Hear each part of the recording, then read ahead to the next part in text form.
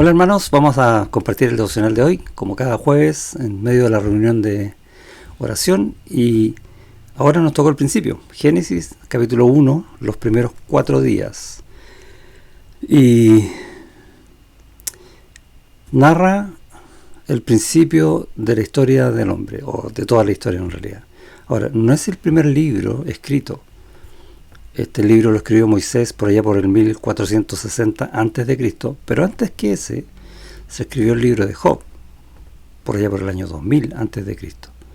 No es el más antiguo, pero cuenta la historia más antigua. Vamos a orar. Gracias, Señor, te damos por tu palabra, por tu misericordia, por tu bondad, por cómo tú te muestras a través de ella para darnos a entender lo que necesitamos entender. Gracias por tu amor hacia nosotros. Rogamos que hables hoy a nuestro corazón, en el nombre de Jesús. Amén. Comienza el texto diciendo: en el principio creó Dios los cielos y la tierra, y va a narrar absolutamente toda la creación, toda la biología, toda la química, todas las leyes físicas. Todo está acá en el capítulo 1 de Génesis, aunque no detallado de esa manera, pero está todo, absolutamente todo. ¿Y qué más hay ahí? Bueno, el propósito de Dios. Siempre cuando uno hace un devocional o toma un texto para hacerlo a manera de devocional, la idea es que oremos al Señor, como lo hicimos ahora, para que hable a nuestro corazón algo que Él quiera decirnos. Y muchas veces, como en este caso, no vamos a encontrar necesariamente una promesa o una exhortación para llamarnos la atención sobre algo que necesitamos corregir, por ejemplo, sino que vamos a ver un texto donde Él se muestra a sí mismo, y en esa maravilla de conocer más a Dios, Él va a hablar a nuestro corazón, que es lo que por lo menos vi yo en este devocional y que quiero compartir con ustedes. Dios es un Dios eterno, y es un concepto que nos cuesta entender. De hecho, la idea es, no vive en el tiempo, ¿sí? Para Él el tiempo no existe. Siendo Dios antes de la creación, compartiendo su amor, su bondad, su fidelidad, todo su ser en las personas del Padre, del Hijo y del Espíritu Santo, en una armonía perfecta, donde no había absolutamente nada de nada que fuera un ápice de malo, nada, todo perfecto. Y es algo que nuestras mentes no logran entender, porque nosotros sí conocemos lo malo y estamos en un mundo lleno de maldad, y estamos también con tendencia al pecado.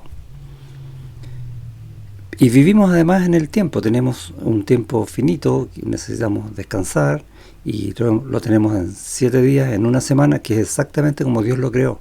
En el principio creó Dios los cielos y la tierra, y cuando dice en el principio, está diciendo, he aquí el tiempo, 7 días, crea todo el universo. Y la majestad de toda esa creación, el poder que hay en toda esa creación, el hecho de que todo esto venga de la nada, para nosotros es casi incomprensible, aunque podemos tener alguna idea. Es como, tengo una wincha acá, ¿cómo puedo tratar yo de meter en una cabeza que mide, no sé, por ahí, los pensamientos de Dios, que son más altos que nuestros pensamientos, ¿no? Sin embargo, Dios, en su amor, lo revela de tal manera que podamos entender muchísimo más que cualquiera acerca de Él. Y eso es lo que vemos acá. Le pregunta a Job, ¿dónde estabas tú cuando yo creé las estrellas? Cuando está tratando en la vida de Job. Y yo me imagino que nosotros estamos muchas veces igual que él, tratando de entender la majestad de Dios en la creación. Y cuando leemos el texto, necesariamente tenemos que llegar de rodillas a decir cuán grande es la gloria de Dios en toda su creación, y eso te incluye a ti y me incluye a mí como creación de Él. Y también que todo esto fue hecho con un propósito, y esto es lo que a veces tampoco pensamos y que muestra este texto. De hecho, vamos a ver mañana, ya al final del capítulo 1, que todo lo que hizo Dios tiene un propósito en el hombre. Propósitos de acuerdo con la voluntad de Dios. Y básicamente Dios está diciendo, todo esto No es para que tú lo tomes a la ligera, ni para que hagas las cosas por tu cuenta, sino para que hagas las cosas mejor, de acuerdo con mi voluntad. Y voy a dar un ejemplo que algunos ya conocen. En el cuarto día, dice en el versículo 16, e hizo Dios las dos grandes lumbreras, la lumbrera mayor para que señorease en el día y la lumbrera menor para que señorease en la noche. Hizo también las estrellas. Y entendemos que está hablando del sol y la luna. Y el sol es el astro que nos da la luz para poder vivir. Sin sol no hay vida, no hay plantas, no hay nada. Sin sol no hay belleza. La luz del sol nos hace ver las maravillas de la creación de Dios. Pero antes, versículo 11, en el día anterior, dice, después dijo Dios, produzca la tierra hierba verde, hierba que dé semilla, árbol de fruto que dé fruto, etc. ¿Cómo entonces vivían las plantas sin haber sol? Nuestra mente finita no la entiende, pero Dios, en su maravilla, nos dice cómo, por medio de su gloria. Es impresionante. ¿Cómo empieza la creación? Aparte del versículo 1, ya para terminar el primer día dice, y dijo Dios, sea la luz. Y fue la luz. Y esa luz no es otra cosa que la gloria de Dios manifestándose. Y lo vemos al final en Apocalipsis, cuando no va a haber ni día ni noche, porque la luz del Señor va a alumbrarlo todo.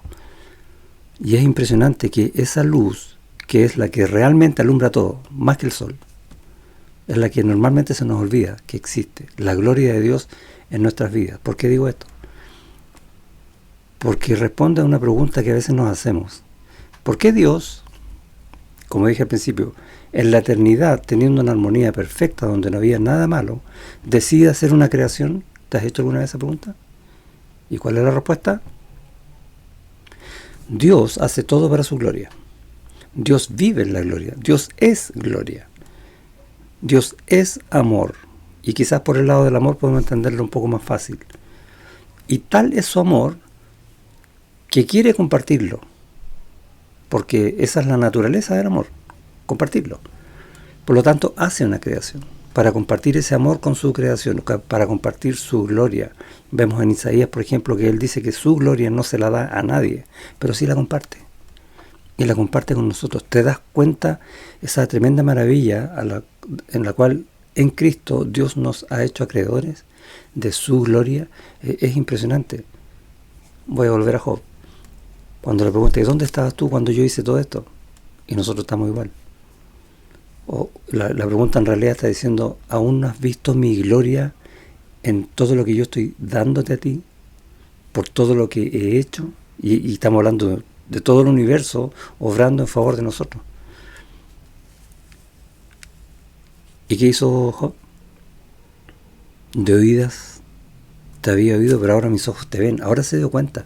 Y este texto nos está llamando a eso, a darnos cuenta que la majestad de la gloria de Dios nos incluye, porque Él quiso para que vivamos en su gloria, glorificándolo todo el tiempo. Ese es el propósito. Hay un propósito en todo este texto. Piensa lo siguiente: si Dios dejara un segundo de sostener toda su creación, este universo infinito, ya nada vive, ya todo se muere. Dios todo el tiempo, cada segundo, está sosteniendo todo, está sosteniendo tu vida, te está dando de su gracia, te sustenta en todo, en su amor, en su fidelidad, en su bondad, su misericordia, también su justicia. Todo depende de Dios y nosotros vivimos en Él por medio de Cristo. ¡Wow! ¡Qué tremenda revelación! ¿Y cómo llegamos a esto? En el principio creó Dios los cielos y la tierra, y ahí estamos también nosotros, en el pensamiento de Dios, ese pensamiento que es más alto que nuestros pensamientos, en la gloria de Dios que se manifiesta en su voluntad para que nosotros disfrutemos siempre de Dios. Tremendo, ¿no? El Señor te bendiga.